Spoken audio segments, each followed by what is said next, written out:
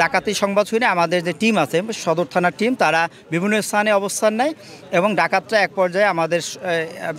মাদারীপুর থেকে শরীয়তপুরের ভিতরে আঙ্গারিয়া ব্রিজ হয়ে আঙ্গারিয়া খাল হয়ে ভিতরে ঢুকে যায় এবং এক পর্যায়ে স্থানীয় জনগণ তাদেরকে আটক করে এবং বিভিন্নভাবে তাদেরকে শারীরিকভাবে